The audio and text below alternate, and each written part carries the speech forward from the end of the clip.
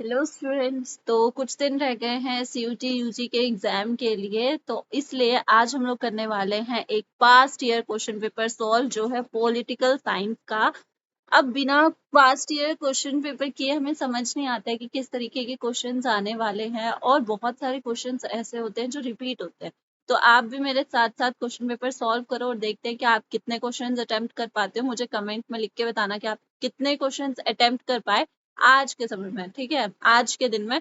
क्योंकि कुछ दिन के बाद तो यूजी का एग्जाम ही है, डेट शीट ऑलरेडी आ चुकी है, आपकी सिटीज अलॉट हो चुकी हैं, तो इस टाइम तक आप अच्छे से प्रिपेयर होने चाहिए। तो चलो स्टार्ट करते हैं पॉलिटिकल साइंस का क्वेश्चन पेपर। पॉलिटिकल साइंस के क्वेश्चन पेपर में 50 क्वेश्चंस होते हैं, जिसमें से आपको 40 अटेम्प्ट करने हैं। 200 मार्क्स के ये याद रखना कि इसमें नेगेटिव मार्किंग भी मिलती है। अगर आपने एक क्वेश्चन गलत किया तो आपको माइनस मिलेगा, ठीक है, -1। तो इसलिए वही क्वेश्चन अटेम्प्ट करना जिस क्वेश्चन में आप कॉन्फिडेंट फील करो, या अगर आपको लग रहा है कि बहुत कम क्वेश्चंस करें तो एलिमिनेट करना, ठीक है, ट्राई टू एलिमिनेट। ओके, तो स्टार्ट करते हैं। ये आपका फर्स्ट क्वेश्चन है। How many percent of eligible voters for of the first general election held from October 1951 to February were literate. बहुत अच्छा क्वेश्चन है ये। आपका जो पॉलिटिकल साइंस का सेकंड बुक है उसमें ये क्वेश्चन हम लोगों ने ऑलरेडी पढ़ा हुआ है कि कितने लोग पढ़े लिखे थे जब फर्स्ट जनरल इलेक्शन हुआ था, जो 1951 में इलेक्शंस हुए थे फरवरी 1952 तक। तो उनमें कितने परसेंट लोग पढ़े लिखे थे? 100%, 15%, 25% या 50%? क्या होगा इसका आंसर? इसका आंसर है 15%। सिर्फ 15% लोग पढ़े लिखे थे, और उनको भी बहुत ज्यादा ट्रेन करना पड़ा था कि कैसे वोट देना है, क्या चीजें होती हैं, ठीक है। आपको क्वेश्चन हिंदी में भी मिल जाएगा। अगर आपको क्वेश्चन इंग्लिश में समझ नहीं आ रहा है तो आप एक बार हिंदी में पढ़ के देखना, ताकि आप अच्छे से उसको अटेम्प्ट कर पाओ, आपको मतलब उसका रियल मीनिंग जो है वो समझ में है। और जो हिंदी मीडियम में है वो टेंशन मत लो, आपके लिए क्वेश्चन हिंदी मीडियम में भी होगा। नेक्स्ट क्वेश्चन है, who among the following was the minister for health in independent India's first ministry. जब इंडिया आजाद हुआ था तो उस समय पे इंडिया का फर्स्ट हेल्थ मिनिस्टर कौन था? सरोजनी नायडू, विजय Lakshmi Pandit, Rajkumari Amrit Kaur, Aruna Asaf Ali. Who was it?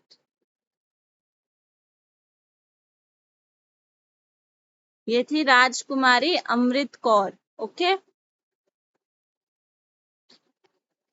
Next question, which of the following statement correct with reference to independent India. ऐसे क्वेश्चंस को बहुत ज्यादा ध्यान से पढ़ना, क्योंकि कई बार इसमें करेक्ट होता है, कई बार इसमें इनकरेक्ट दिया हुआ होता है, ठीक है। तो उस समय पे ध्यान रखना कि करेक्ट पूछा है या इनकरेक्ट पूछा है।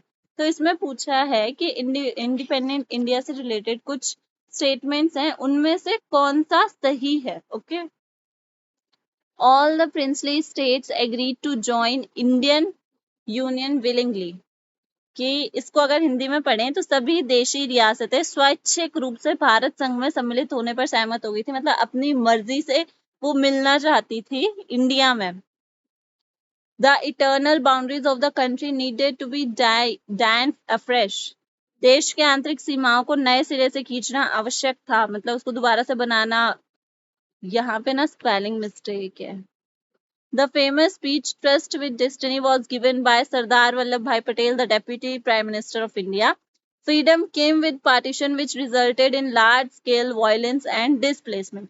अब इसमें आपको बताना है कि करेक्ट आंसर कौन कौन से थे, मतलब कौन कौन से जो स्टेटमेंट्स थे वो करेक्ट है। सबसे पहली चीज आपको कौन सा इनकरेक्ट लग रहा है?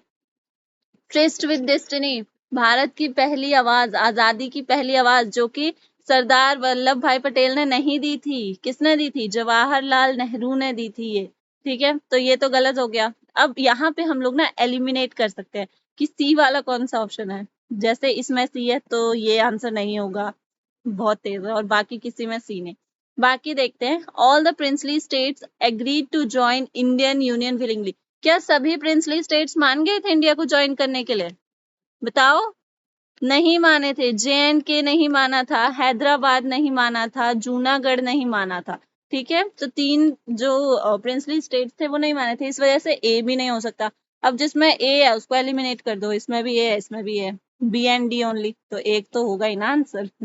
तो इस तरीके से आप एलिमिनेट करके भी आंसर को पता लगा सकते हो। ओके, अब आ जाते हैं नेक्स्ट क्वेश्चन पे।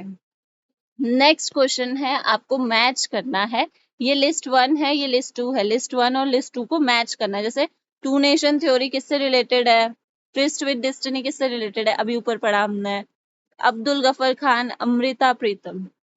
चलो सोचो और ट्राई करो कि अटेम्प्ट कर पाओ। टू नेशन थ्योरी किसने दी थी, मुस्लिम लीग ने दी थी। मुस्लिम लीग में किसने, मोहम्मद अली जिन्ना ने दी थी। ट्विस्ट विद डेस्टिनी अभी हमने ऊपर पढ़ा, किसने दिया था, जवाहरलाल नेहरू ने। अब्दुल गफर खान, इनको फ्रंटियर गांधी के नाम से भी कहा जाता है। और अमृता प्रीतम फिर एक ही बचा, एडिटर नागमणि मैगजीन। तो कहाँ पे मिल रहा है, ए का थर्ड, ये रहा, ये है ऑप्शन। ठीक है, इस तरीके से आंसर को अटेम्प्ट किया जाता है। आपका क्वेश्चन पेपर ज्यादा मुश्किल नहीं आएगा, ठीक है, ऑलमोस्ट वही चीजें आएंगी जो आपने पढ़ी हैं एक साल में। ऐसा मत सोचो कि आपने अभी ही प्रिपेयर किया है इन 1-2 महीनों में, ऐसा नहीं है। आप पिछले 1 साल से प्रिपेयर कर रहे हो इस चीज के लिए, आपने वही चीजें पढ़ी। बस फील कॉन्फिडेंट, आप कर सकते हो। आप अगर आपके लिए मुश्किल होगा ना, तो जो बाकी बच्चे देंगे उनके लिए भी मुश्किल होगा। अगर कोई क्वेश्चन मुश्किल है तो वो मुश्किल है। ओके, तो ज्यादा टेंशन नहीं लेनी है, अच्छे से एग्जाम देना है। Next, again match the following, PC Mahalanobis, दोबारा से मुश्किल नाम, K N Raj, J C Kumarappa, Verghese Kurien, ये किस किस चीज से रिलेटेड है, सोचिए। अगर आपको नाम से याद ना आ रहा हो तो फिर आप यहाँ पे पढ़िए, author of economy of performance. नहीं याद आ रहा, चलो छोड़ो। मिल्क मैन ऑफ इंडिया, ये तो आसान है, मिल्कमैन ऑफ इंडिया, अमूल दूध पीता है इंडिया, इनको कहा गया है। ठीक है, वर्गीस कुरियन, इन्होंने ही व्हाइट रेवोल्यूशन किया था। Architect of first 5 year plan, जब हमने फर्स्ट 5 ईयर प्लान्स पढ़े थे तब हमने उसमें पढ़ा था कि कौन कौन से लोग थे जिन्होंने 5 ईयर प्लान्स बनाए थे। स्पेशली फर्स्ट और सेकंड वाला सबसे ज्यादा इम्पोर्टेंट है। ठीक है, बताओ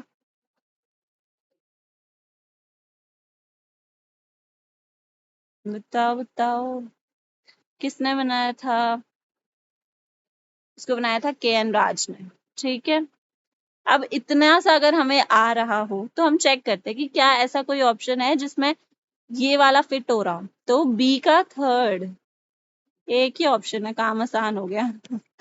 ठीक है, इस तरीके से आप क्वेश्चन का अटेम्प्ट कर सकते हो। बी का थर्ड था यहाँ पे और डी का 2 मैच हो रहा है। अब आ जाते हैं नेक्स्ट क्वेश्चन पे। आइडेंटिफाई द, देखो यहाँ पे इनकरेक्ट पूछा है कि इनमें से इनकरेक्ट स्टेटमेंट कौन सी है with reference to planning commission. Planning commission के लिए इनकरेक्ट स्टेटमेंट कौन सी है। The president is the chairperson of planning commission. The Planning Commission was set up in March 1950. The concept of 5-year plan was adopted from USA. A section of big industrialists get together in 1944 and drafted a joint proposal called Bombay Plan. The draft of first 5-year plan was released in 1951. बताइए इसका क्या होगा, बताओ बताओ। इसमें गलत पूछा है, याद रखना, ठीक है। आपको बताना है कि इनमें से कौन सा स्टेटमेंट गलत है। क्या प्लानिंग कमीशन का प्रेसिडेंट, सॉरी, प्लानिंग कमीशन के जो चेयरपर्सन होते हैं वो प्रेसिडेंट होते हैं? क्यों भाई, प्रेसिडेंट के पास कुछ और काम नहीं है? ये पहला गलत। प्लानिंग कमीशन कब सेटअप किया गया था, मार्च 1950 में, एग्जैक्टली। फर्स्ट 5 ईयर प्लान हमने किससे अडॉप्ट किया, यूएसए से? नहीं भाई, यूएसएसआर से बॉम्बे प्लान लाया गया था, सही है, 1951 में पहला प्लान रिलीज हुआ था। तो कौन कौन से गलत हुए, A and C, this one is your answer. देखा, हो गया ना, बस थोड़ा सा दिमाग लगाना होता है। Tashkent is currently the capital of Kazakhstan, Uzbekistan, Turkmenistan, Tajikistan. बताइए इसका आंसर कौन सा है। तजाकिस्तान जो है, यहाँ पे एक बहुत फेमस ट्रीटी हुई थी, ठीक है। किसके बीच में ये ट्रीटी हुई थी? ये हुई थी लाल बहादुर शास्त्री जो इंडिया के प्राइम मिनिस्टर थे, और अयूब खान जो प्रेसिडेंट थे पाकिस्तान के, ओके। और ताशकंद आज के समय में उज्बेकिस्तान की कैपिटल है, ओके। अब आ जाते हैं नेक्स्ट क्वेश्चन पे। Directive principles of state policy stated in which article? कौन से आर्टिकल में डीपीएसपी दिए गए हैं, डायरेक्टिव प्रिंसिपल्स दिए गए हैं? 15, 51, 53, 55? बताओ। 51 में दिए गए हैं। Who among the following resigned from Union Cabinet in 1956, taking the responsibility for the railway accident? वो कौन थे जिन्होंने यूनियन कैबिनेट 1956 में रिजाइन कर दिया था, यूनियन कैबिनेट से रिजाइन कर दिया था रेलवे इंसिडेंट की वजह से? कौन थे वो महान इंसान? वो थे लाल बहादुर शास्त्री। उन्होंने यूनियन कैबिनेट से ही रिजाइन कर दिया था। Who among the following supported a party of socialism as an attempt of merging all political parties? वो कौन थे जिन्होंने पार्टी ऑफ सोशलिज्म को सपोर्ट किया था और ऐसा अटेम्प्ट किया था कि सारी ही पॉलिटिकल पार्टीज मर्ज हो जाएं? वो कौन थे? सरदार पटेल, दीनदयाल उपाध्याय, राम मनोहर लोहिया या जयप्रकाश नारायण? He was Ram Manohar Lohia. अब आ जाते हैं स्टेटमेंट वाले क्वेश्चंस। तो इसमें थोड़ा सा ना ध्यान रखना होता है, जैसे स्टेटमेंट 1 और स्टेटमेंट 2, इसमें से कौन सी सही है या कौन सी गलत है, ये हमें देखना है। The Bangladesh crisis had put a heavy strain on India's economy. In the international market, oil prices increased manifold during this period. There was an all-around increase in prices of commodities. Second statement भी पढ़ लेते हैं, क्या है इसमें? क्या कहा है? जब बंगाल क्राइसिस हुआ था तब बहुत ज्यादा इंडिया की इकोनॉमी में भार पड़ा था। बंगाल बोल दिया मैंने। बांग्लादेश क्राइसिस कब हुआ था? 1971, जब वो बन रहा था, एकदम अपनी आजादी के लिए लड़ रहा था, उस टाइम पे हुआ था। Industrial growth was high and unemployment low. There was a sharp increase in agricultural productivity and an atmosphere of satisfaction with prevailing. 1970s में इंडस्ट्रियल ग्रोथ बहुत ज्यादा थी और अनएम्प्लॉयमेंट एकदम नहीं था। एग्रीकल्चरल प्रोडक्टिविटी बहुत ज्यादा थी। कब भाई? नहीं था ऐसा कुछ भी। 1971 में बांग्लादेश बन रहा था, उसमें इंडिया का कितना बड़ा रोल था, उसकी वजह से इंडिया को कितनी सारी चीजें झेलनी पड़ी थी। तो सेकंड वाली स्टेटमेंट तो एकदम गलत है। इसका आंसर होगा statement 1 is correct but statement 2 is incorrect, okay. बस थोड़ा सा दिमाग लगा के करोगे ना तो बहुत इजी लगेगा आपको question paper. Who among the following gave a call in 1974 for total revolution in social, economic and political sphere? वो कौन इंसान थे, वो कौन महान व्यक्ति थे जिन्होंने 1974 में टोटल रेवोल्यूशन की आवाज उठाई थी? चारू मजुमदार, जॉर्ज फर्नांडिस, जयप्रकाश नारायण या मोरारजी देसाई? जो रेलवे का इंसिडेंट हुआ था, ठीक है, रेलवे की जो हड़ताल हुई थी उसमें जो लीडर थे वो ये थे, जॉर्ज फर्नांडिस। इसका आंसर नहीं बता रही हूँ, एक बात बता रही हूँ, तो ये तो आउट हो गया। इसमें थे जयप्रकाश नारायण। 1974 का अगर आपको याद हो तो 1975 में इमरजेंसी लगी थी और उस टाइम पे जेपी नारायण जो थे, यही वो इंसान थे जो काफी ज्यादा आवाज उठा रहे थे डेमोक्रेसी के लिए। Next question. The Akali Dal, formed in 1920 as the political wing of the Sikhs, led the movement for the formation of which of the following? जो अकाली दल था, जो 1920 में बना है, उसने सिखों के लिए कौन सा मूवमेंट स्टार्ट किया था? अकाली सुबह, सिख सुबह, पंजाबी सुबह, शिरोमणि सुबह? कौन सा स्टार्ट किया था? इट वॉज पंजाबी सुबह, ठीक है। Next question. Which of the following regions serve as India's gateway to Southeast Asia and shares boundary with China, Myanmar and Bangladesh? ये तो बहुत इजी है। इंडिया का कौन सा पार्ट है जो अपनी बाउंड्री शेयर करता है बांग्लादेश, म्यांमार और चाइना से? बांग्लादेश, म्यांमार कौन से साइड में पड़ते हैं? नॉर्थ ईस्ट साइड में। वेरी इजी आंसर, वही तो शेयर करेगा ना boundary. In his poem Pilgrims of Darkness the Marathi poet Namdeo Dhasal is referring to, एक पोएट है, मराठी पोएट है, नमो नामदेव दसल, आई होप मैं सही प्रोनाउंस कर रही हूँ। उन्होंने एक पोएम लिखी है जिसका नाम है पिलग्रिम्स ऑफ डार्कनेस। वो किसके लिए लिखी गई है? तो ये क्वेश्चन आप लोग याद कर लेना, पोएम वगैरह से रिलेटेड कुछ क्वेश्चन आते हैं। वो लिखी गई है डॉक्टर भीमराव अम्बेडकर के लिए। ओ दोबारा आ गया मैच द फॉलोइंग, लेकिन ये वाला इजी है। इसमें पूछा गया है कि कौन सा मूवमेंट कहाँ पे हुआ है, ठीक है। जैसे एंटी अरैक मूवमेंट कहाँ हुआ था? आंध्र प्रदेश में हुआ था, दारू से रिलेटेड। देखो इसी में आंसर मिल गया हमें, ए का थर्ड था इसी में है खाली, यहीं पे हो गया। इस तरीके से आपको बहुत इजीली आंसर्स मिल सकते हैं, ठीक है। और जितना ज्यादा आप क्वेश्चंस को अटेम्प्ट करोगे, जितना ज्यादा आप क्वेश्चंस की प्रैक्टिस करोगे, उतना ही ज्यादा आपके लिए इजी रहेगा। The National Front, which formed government in 1989, was supported by two diametrical opposite political groups. 1989 में जो गवर्नमेंट बनाई गई थी, उसमें दो डायमेट्रिकल अपोजिट, मतलब अपोजिट जो उनके विरोधी दल थे, उन्होंने उसमें साथ दिया था। तो वो कौन सी थी? कौन से विरोधी दल थे? कांग्रेस की सरकार बनी थी, तो कांग्रेस का साथ कौन देगी? कांग्रेस के अगेंस्ट कौन है? BJP and Left Front. Okay, इसका आंसर होगा BJP and Left Front. Next question, the term Bahujan, Bahujan Samaj की बात करते हैं तो उसमें किसको रेफर किया जाता है? S T S C, S C OBC S T, S C S T OBC minorities, या ओबीसी और माइनॉरिटीज? इसमें S C S T OBC and minorities, मतलब ऑलमोस्ट सबको रेफर किया जाता है। The term delimitation refers to, delimitation का क्या मतलब होता है? डीलिमिटेशन का क्या मतलब होता है? Limiting the powers of the government, limits power to the public, drawing the boundaries of the electoral constituencies, drawing the electoral rule। क्या मतलब होता है इसका? डीलिमिटेशन का इसका मतलब होता है जो इलेक्टोरल कॉन्स्टिट्यूएंसीज होते हैं उनमें बाउंड्रीज बनाना, ठीक है, उनको छोटे छोटे बाउंड्रीज में बांट देना, उसको कहते हैं डीलिमिटेशन।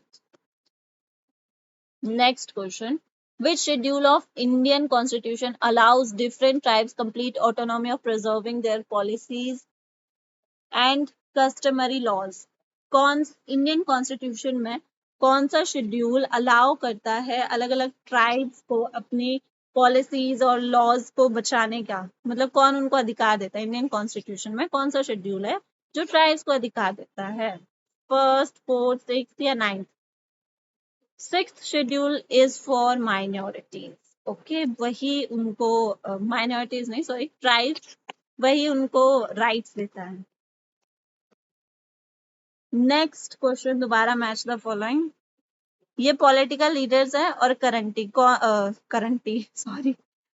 कौन कौन से कंट्री से ये लोग जुड़े हुए थे? अच्छा, जोसेफ ब्रोज टीटो, नेम अगर आपको याद होगा, नॉन अलाइनमेंट मूवमेंट, तो आप लोग कर लोगे। किससे थे? यूगोस्लाविया। अब्दुल नाजिर, ये कौन सी टीम से थे? ये वॉज फ्रॉम इजिप्ट। हुआ क्या, मिला कुछ? अच्छा, दो है इसमें, दो में फंस गए। सुकारनो कहाँ के थे? Sukarno, he was from Indonesia. Nkrumah है घाना, अब तो मिल गया होगा, हो गया सर, ये फर्स्ट वाला, ठीक है। देख लो, ये भी याद करना पड़ेगा, कर लेना याद, इंपॉर्टेंट क्वेश्चन है ये। अगेन स्टेटमेंट वाला question. The Cold War was an intense form of rivalry between great powers, but both sides had the capacity to retaliate against any attack and cause so much destruction that neither could afford to initiate war। तो इसमें कहना चाह रहा है, मतलब कहा गया है कि जो कोल्ड वॉर जो चल रही थी उसमें दोनों ही देश ग्रेट पावर्स थे, और अगर वो वॉर स्टार्ट करते तो इतना ज्यादा डिस्ट्रक्शन होता कि उसको कभी भी सुधारा नहीं जा सकता था। सही बात है। The two superpowers and the countries in the rival bloc were expected to behave as rational and responsible actors। और उस टाइम पे उनसे यही एक्सपेक्ट किया जा रहा था कि वो लोग रैशनल और रिस्पॉन्सिबल लोगों की तरह बिहेव करेंगे, ना कि वॉर में खुद को बदल देंगे, क्योंकि दोनों के पास ही काफी खतरनाक हथियार थे। तो दोनों ही स्टेटमेंट सही है, इस वजह से I will go with option 1। Both statement 1 and statement 2 are correct. Next question, arrange the following order in sequence the regime period of Soviet and Russia. अच्छा, ये इनको उसमें लगाना है, ऑर्डर में लगाना है कि सबसे पहले कौन था, उसके बाद कौन आया था। तो उसका order order order Joseph Stalin, बहुत पुराने नेता थे, ठीक है। उसके बाद निकिता क्रुश्चेव आई थी, एंड देन लियोनार्ड 1 2 3, फिर उसके बाद 4। ये तो रशिया के थे ना, तो जाहिर सी बात है ये लास्ट में आए होंगे। 1 3 2 4 5, द ए सी, ये रहा ए सी, मिल गया हमें ए सी। उस क्वेश्चन को याद कर लेना, ठीक है, नोट कर लेना कि किसके बाद कौन आया था। Arrange the following in chronological order. Chronological order होता है कि एक समय के बाद क्या हुआ था, ठीक है। एक के बाद एक जो एक के बाद एक जो घटनाएं होती है, इवेंट्स होते हैं, उनको हम लोग क्रोनोलॉजिकल ऑर्डर में जब अरेंज करते हैं उसको कहा जाता है। तो बहुत ईजी है ये तो। Berlin blockade by Soviet union, Soviet intervention in Hungary, मतलब एक कौन सी घटना के बाद कौन सा क्या हुआ था, ये पूछना चाह रहे हैं। सबसे पहले बर्लिन ब्लॉकेड, हाँ सबसे पहले बर्लिन ब्लॉकेड ही हुआ था। देन हंगरी,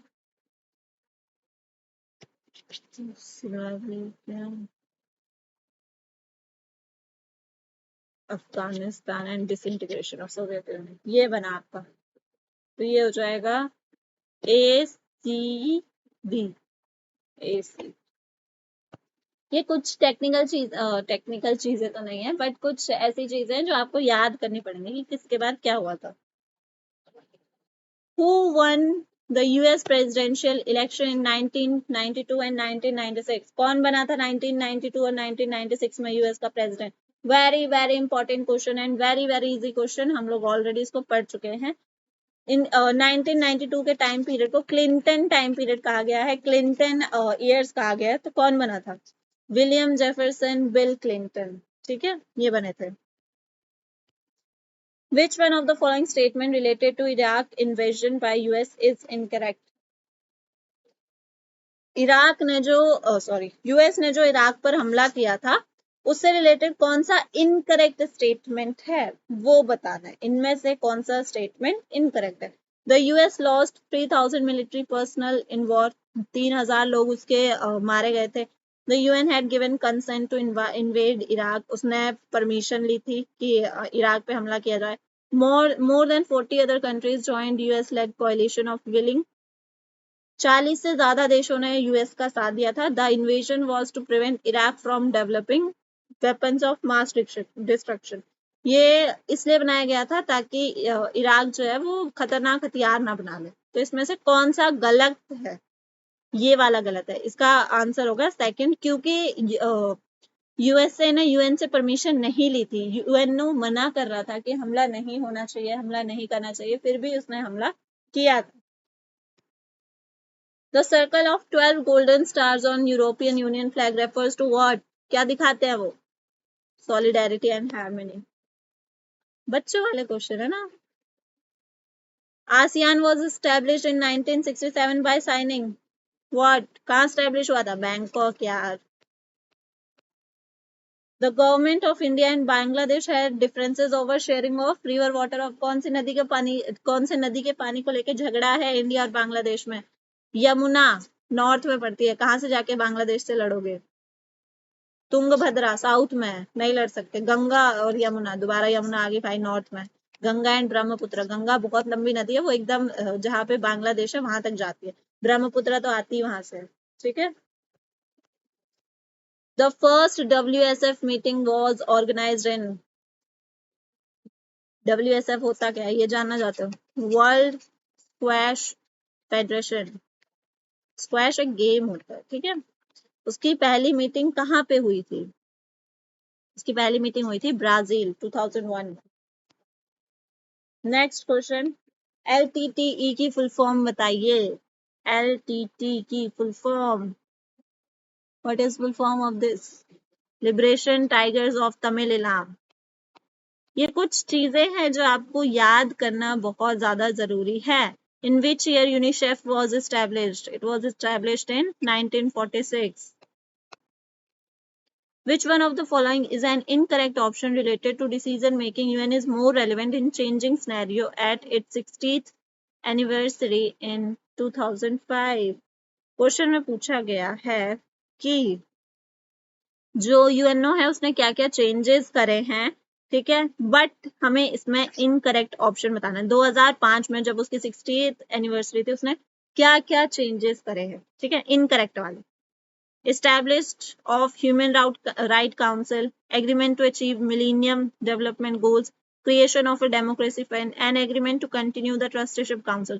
ये भी सही है, ये भी सही है, ये भी सही है, ये गलत है। Trusteeship Council खत्म हो चुकी है, इसका आंसर होगा फोर्थ। वैसे ऑप्शंस आपके ही हैं लेकिन हम लोग तब से ऊपर टिक कर रहे हैं, इसका आंसर होगा फोर्थ, ठीक है।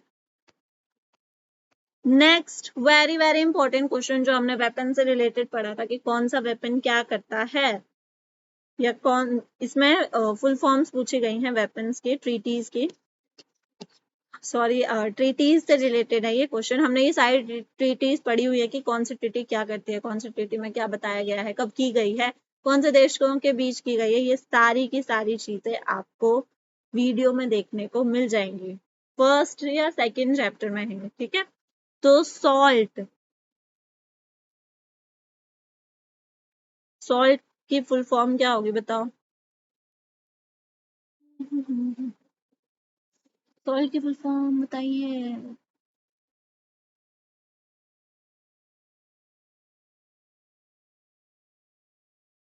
सबसे पहले एनपीटी की nuclear non proliferation treaty, anti ballistic missile treaty, तो बहुत इजी है यार।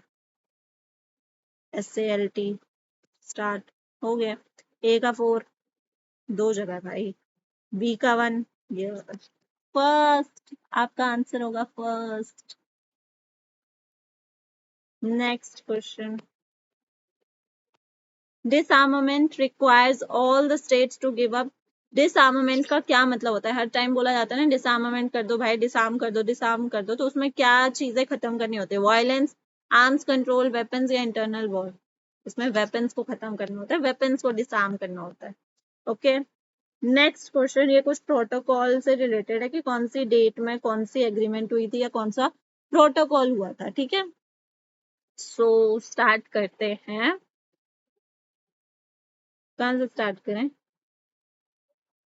ब्रूटलैंड रिपोर्ट कब आई थी? ये आई थी 1987 में। मॉन्ट्रियल प्रोटोकॉल कब हुआ था? ये हुआ था, ये भी 1987 में ही हुआ था।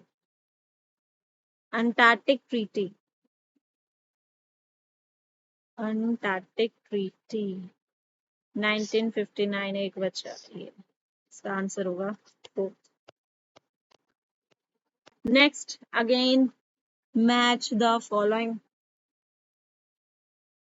ये मैं आपके लिए होमवर्क दे देती हूँ कि देखते हैं आप लोग कितना मैच कर पाते हैं। मुझे ना कमेंट में लिख के दिखाना कि कौन सा ऑप्शन होगा इसमें। मैं आपका आंसर बताऊंगी कि आपने सही मार्क किया है या गलत मार्क किया है, ठीक है। उससे मुझे भी पता चलेगा कि आप सही पढ़ रहे हो या अभी सही नहीं पढ़ रहे हो। Next question, during the colonial period India became an, जो कॉलोनियल पीरियड था उस टाइम पे इंडिया क्या बना था? गरीब तो बना था, उसके अलावा क्या बना था, ठीक है, ये बताना है। Exporter of finished goods, impossible यार, वो तो वही बनाते थे। Exporter of primary goods and raw materials and consumer of finished good, exporters of finished good नहीं, importer of primary goods and raw materials, import थोड़ी ना करते थे, हमारे पास बहुत ज्यादा रॉ मटेरियल होता तो हम एक्सपोर्ट करते थे, इसका सेकंड पॉइंट। और फिनिश्ड गुड खरीदते थे हम लोग उन्हीं से। Where and in which year at WTO ministerial meeting there was widespread protest alleging unfair trading practices by economical powerful states? कहाँ पर WTO के खिलाफ में प्रोटेस्ट किए गए थे कि वो अच्छे से ट्रेडिंग रूल्स नहीं बना रहा है? ये हुआ था सिएटल में 1999। इसलिए कहा गया है कि थोड़ा सा करंट अफेयर्स पर भी ध्यान देना, because current affairs are very important. In which year the Atlantic Charter was signed by US President Franklin and UK Prime Minister Winston Churchill? कौन से साल में अटलांटिक चार्टर साइन किया गया है यूएसए प्रेसिडेंट और यूके प्राइम मिनिस्टर? कौन सा साल हुआ है ये? अगस्त 1941. अब कुछ आपके पैराग्राफ बेस्ड क्वेश्चंस भी हैं, तो ये तो आप लोग कर ही लोगे यार, पैराग्राफ से देख के करना है. तो इनका आप स्क्रीनशॉट ले लो, ठीक है, इसको स्क्रीनशॉट करके रख लो और बाद में इसके आंसर्स आप घर पे प्रैक्टिस कर सकते हो. और अगर आपको चेक करना हो कि इसका आंसर सही है या गलत है, तो आप मुझसे कमेंट में पूछ सकते हो, मैं आपको बता दूंगी कि आपने सही आंसर बताया है या नहीं. ठीक है. और ये ना थोड़े से फ्री के नंबर हैं. फ्री के नंबर इन द सेंस कि आप अगर इनको मार्क करोगे तो आप, नंबर तो सेम ही है ना, हर एक क्वेश्चन के 5 मार्क्स ही है, तो सही कर लोगे तो अच्छा हो जाएगा. देखो हर क्वेश्चन के नीचे लिखा हुआ है correct marks 5, wrong marks 1.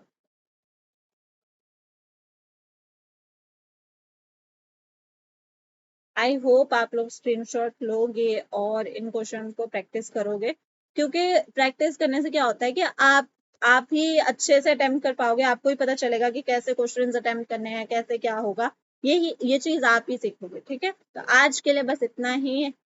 I hope आप लोगों को क्वेश्चन समझ में आए होंगे एंड आई होप आप लोग प्रिपेयर हो गए अपने एग्जाम के लिए. All the very best. I know आप बहुत अच्छे से एग्जाम करोगे. और लास्ट में यही रिमाइंडर रखना दिमाग में, it is just an exam, आपकी लाइफ यहाँ पे खत्म नहीं होती है. ठीक है. आज के लिए बस इतना ही. See you in next class. Thank you.